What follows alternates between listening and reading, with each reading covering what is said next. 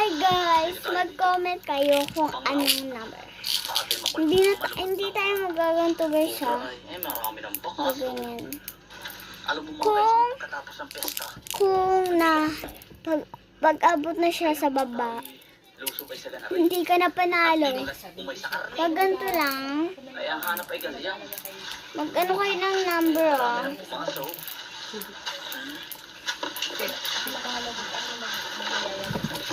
Kaya pag ganyan, panalo ka. Congrats. Sabi kasi ni... Panalo ka.